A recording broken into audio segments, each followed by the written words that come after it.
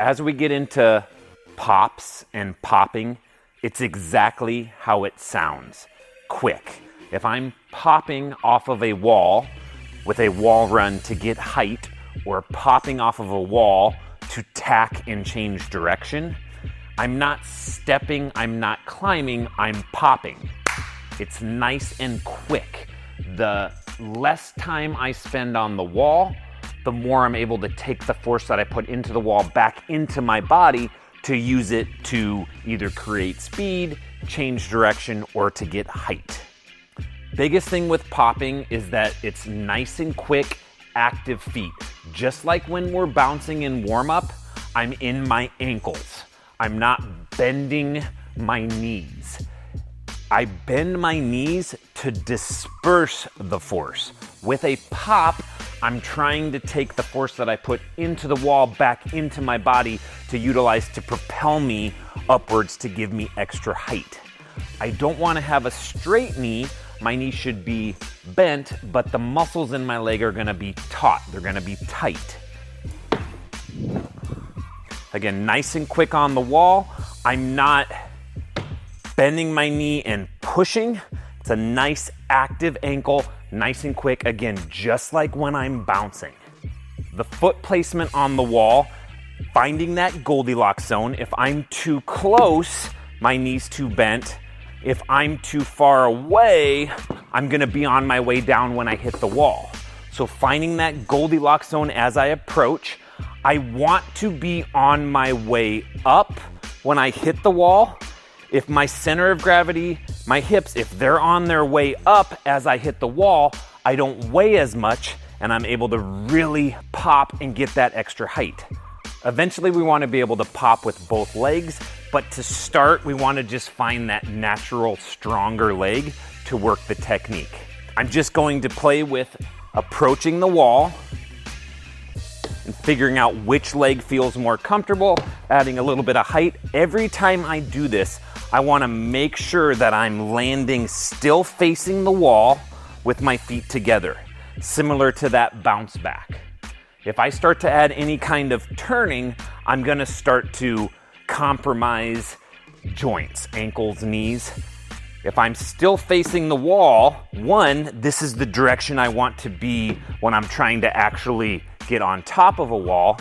But two, again, it's going to keep me safe. So always looking to get that 2 foot together landing, still facing the obstacle.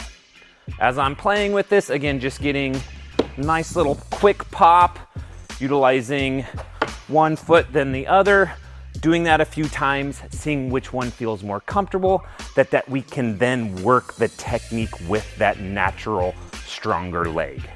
As you do this, good foot contact on the wall is going to actually drive you back a little bit. As we progress with this, we want to be driven back less and more up, but have the understanding that good foot contact on the wall will drive me back. Foot contact on the wall, I don't want to be too high. If my foot's too high, it's just going to drive me down. I don't want to be the same height as my hip because that's just going to drive me back. So the foot location on the wall is going to be a little bit lower than my hip so that it drives me up. So as I'm approaching this is going to drive me up if it's a little bit below my hip. Keep in mind that as I approach, I'm also going to be jumping. So I don't want to be way down here. As I jump, my hips rise, which then means my foot should be higher on the wall. Making sure to find that Goldilocks zone. Again, I don't want to be too far away so that I'm on my way down. I don't want to be too close so that I kind of get stuffed into the wall and I'm not able to really utilize that quick ankle. Making sure, again, that our knee's not bent. We're not stepping and pushing. We're popping. So I'm in a position Goldilocks zone wise where my foot is a little bit below my hip. My knee's a little bit bent just to keep my knee safe, but my muscles are nice and tight and I'm actively in my ankle. I don't want to be flat foot on the wall. That's going to hurt the Achilles. Again, just like when we bounce, we're active on our toes. Same thing here. I'm active on my toes. Nice quick ankle. As we get comfortable with the foot contact, we then want to start to utilize our arms. Just like when we jump, we throw our arms to go further. As I start to want to generate more upward pop, I'm going to start to utilize my arms to direct my momentum up. Like I was saying, there's a little bit of pop back off the wall with that good foot contact. As I start to add the arms, I want to make sure that I'm getting a little bit less knocked back and a little bit more up. Timing of the arms, a lot of the pop is a timing piece. I don't want to throw my arms too soon. I don't want to throw my arms too late. It's that Goldilocks zone of timing. As I'm approaching, like I said before, I want to be on my way up. So I'm athletically lowering myself, loading my arms, and then I'm on my way up, throwing my arms as I hit to then have that timing of pop and arms at the same time to generate that upward force. Again, landing on 2 feet, facing the wall. The next piece we want to start to look at is if I'm doing a wall run, to be able to reach and grab the top of the wall that I'm wall running on. With this, we want to talk about which arm we're reaching with.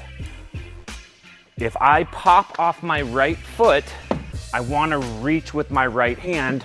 I'm already reaching a little bit higher with that right hand.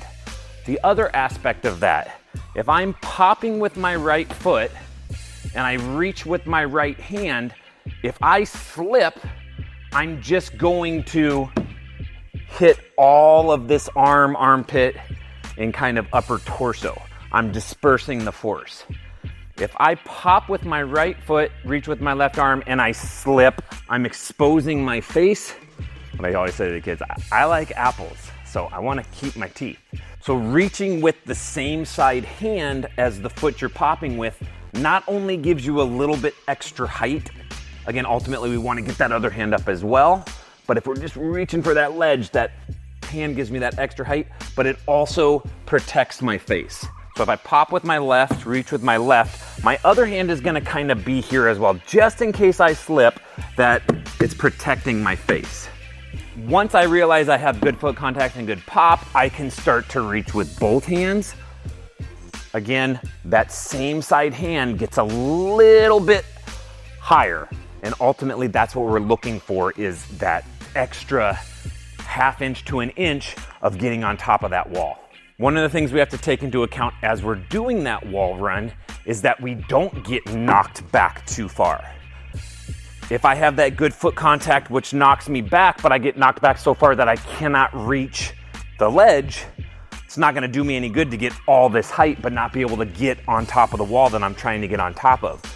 So there's this balance of being able to pop, and as my hips drive up, I'm reaching forward.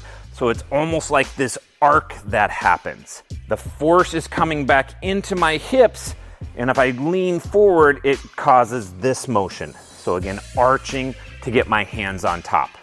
Piecing that all together, again, there's the approach, not being too close, not being too far away, making sure that my foot is at a good height and compared to my hips. I'm at a good distance so that my knee is bent to protect my knee, but my muscles are tight so that I can take that force back into my body to utilize to propel me upwards. Not a flat foot on the wall, active toes, quick ankles, just like we have in that bounce. Loading those arms, throwing them at the same time, directing myself up to get nice, good height. Big thing with the pop, again, it's quick. The foot is on the wall for a very brief period of time. The longer my foot is on the wall, the more that force gets dispersed and not back into my body. I really want to use that force to rebound off the wall, throwing my body in the direction I want it to go. With the wall run, it's up. With a tack, it's changing direction. With a tack, it can also be getting height going up.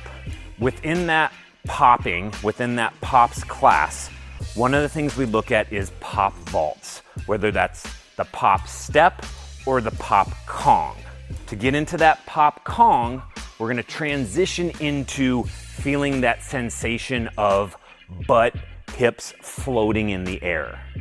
The way we work on that is we just walk over to an obstacle, put our hands on, and we work on jumping and sticking our butt in the air.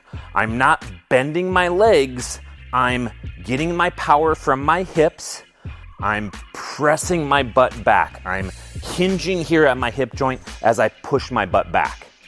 I'm going to jump and hinge at the hips, trying to achieve that sensation of float, that sensation of floating. So I'm jumping, sticking my butt in the air, feeling like I'm floating. As my center of gravity rises, I become weightless. So I'm trying to achieve that weightlessness. If I don't weigh anything, it's a lot easier to maneuver my body. We talk about this within the Kong up. Again, the higher my butt gets, the easier it is to get my feet on top. As I'm jumping that butt in the air, achieving that float, I'm then going to bring my knees to my chest. Not my heels to my butt. I'm not here, I'm here. First things first, butt high, achieving that float, knees to chest. So I'm jumping, sticking my butt in the air, and then bringing my knees to my chest. I need to be careful with that because, again, I'm weightless, and if I really pull those knees in, I could topple over. So we're working at getting comfortable putting weight in our hands. This is where those ground Kongs come into play.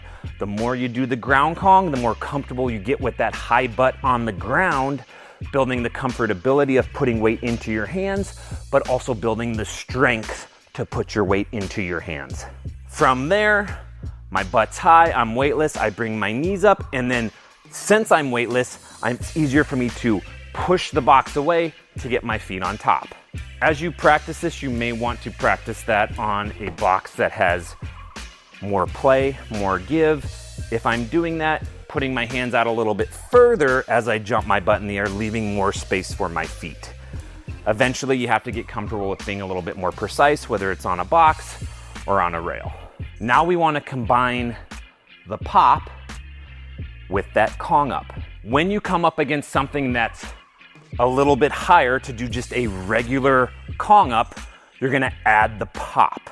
Biggest thing with this, we wanna make sure that pop is nice and quick. As soon as we start talking about getting on top of something, a lot of times what we see is that people start to step or they start to climb. It's not just about getting on top, it's about using the pop to get on top. Nothing wrong with climbing, that's just not what we're doing, and it takes more effort than we want to give. With the pop, let the technique, let the force you put into the obstacle do the work for you. Really key that you're nice and quick, off the box as fast as you can. As we start to combine the two, we want to pull back starting with the pop and then adding the butt high. Pop, hands on, butt high. Get a nice good landing. Again, popping, achieving that floating of the butt sensation. The higher my butt gets, the higher my feet are, the easier it is to get on top of the obstacle. After that, we added the knees to chest. So now we're gonna pop, butt high, knees to chest. Pulling back and remembering, it's nice and quick. Popping is fast. I think that's the key thing, that as we start to add more pieces to this, if you don't have that quick pop, step one, allowing you to get that high butt, everything else becomes a lot harder. Pop, hands on, butt high, knees to chest. Again, achieving that floating sensation. Piecing that all together, you eventually get on top. Nice quick pop, butt high, knees to chest, floating, pushing the box away to get my feet on top. Allowing that float to happen. A lot of times what we'll see is that people become so focused on getting their feet on top, they'll either step and climb or they won't let their butt get high. If you're stepping or climbing and your foot stays on the box, your butt can't go higher. It has to pop off. As it pops off, it allows my butt to go higher. So key, step one, Popping, letting that foot come off the box, allowing that butt to get high. A lot of times we see this focus of just trying to get my feet on, not allowing that butt to achieve that height. Being patient with allowing it to develop to get on top. If I let this develop, if I get a good pop, let my hips rise, the pop, the wall, the force I put into the wall is doing the work. Let it develop. Be patient with that force coming back into your body to let your butt get high. The other aspect of a pop is to change direction with what's called a tack. With the tack, it's relatively simple. Biggest thing with the tack is 45. I want to approach at a 45-degree angle, looking to come out at a 45-degree angle. Right now, with first learning the tack, the 45-degree angle in and out is gonna be the safest and easiest to learn the technique. As you get better at this, there's gonna be situations where you have to come in a little more shallow, which makes it a little harder. The better you get with the basic foundational tack, going in at a 45, coming out at a 45, the easier, more comfortable that will be. Again, 45. I'm coming in at a 45-degree angle. My foot is gonna be at a 45-degree angle. Just like with the pop of the wall run, I'm active on the ball of my foot. From here, my body is at a 45-degree angle. The more angle, the more almost perpendicular I am to the wall, the better foot contact I'm gonna have.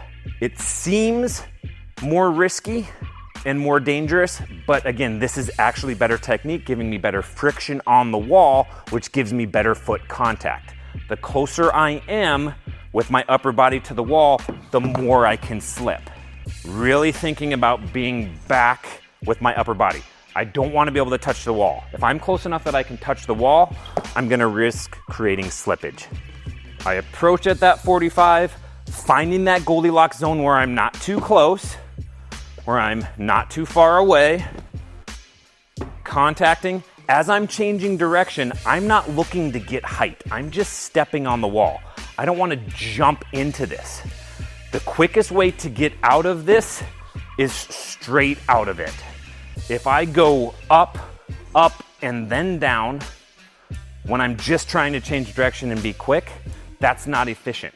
Since I'm landing on one foot, because I'm trying to run out of it, we're not getting height.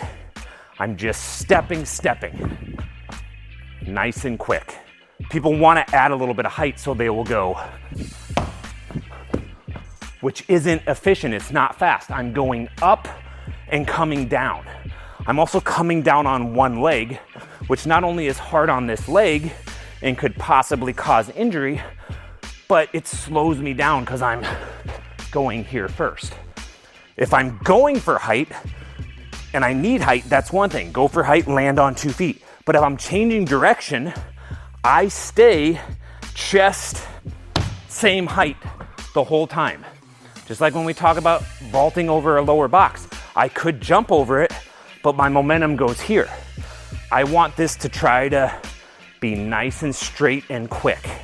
It's just stepping, opening, stepping.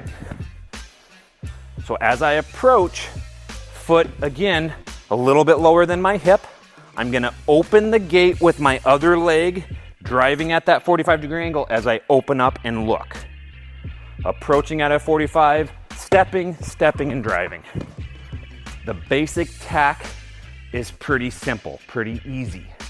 Again, practicing this, getting an understanding that I'm not gonna be too close to the wall or too far away from the wall will then set me up when I start to approach a more difficult tack on a flat wall that has a smaller angle of run up or a smaller angle of exit. Just like with the wall run, one of the harder pieces with the tack is finding that Goldilocks zone. If I'm having to react, I want to be able to be in a position where I'm in a good spot with that foot contact. The more I rep this, the more my body will start to understand where that Goldilocks zone is. Again, I'm not always just gonna be here looking. I might be here and all of a sudden the dog's coming to chase me and I need to turn and be able to locate that perfect Goldilocks zone. And that comes from repping the basic foundational technique. Practicing finding something and wanting to step on it. So I'm gonna step on that with my left foot. So as I walk, it doesn't look like I changed anything as far as like taking a small step here and a bigger step here to end up putting my left foot on. Starting in the same spot, stepping with the same foot, I'm going to now touch it with my right foot. Set myself up to make those small incremental adjustments. We don't want to be approaching something and do a little stutter to set ourselves up. Key here being, the more I rep it, even though it's very basic and pretty easy, the more I rep it, the more I'll be able to utilize it in situations where it's not just a perfect degree in, a perfect wall, or me focusing and already creating that run up. Biggest thing with that pop, nice active ankle, nice and quick, it's a pop. Always think fast, utilizing the force, letting that force come back into your body and propelling you in the direction that you want it to. So with the tacs, we can also start to use that for height. The only difference now is just like with that wall run, as I approach, I'm gonna be on my way up when I hit the wall. If I'm on my way up, I don't weigh as much so that when I pop, I can continue in that trajectory up. Just like with the regular tac, after I hit the wall, opening that gate, but now like with a running jump where I'm running and driving that knee, as I open that gate, as I'm on my way up, I pop, open that gate, drive that knee to get more height. Again, being on your way up, utilizing that weightlessness to then change your direction and get height. Again, always remembering, if you're going for height, getting a nice good 2-foot landing.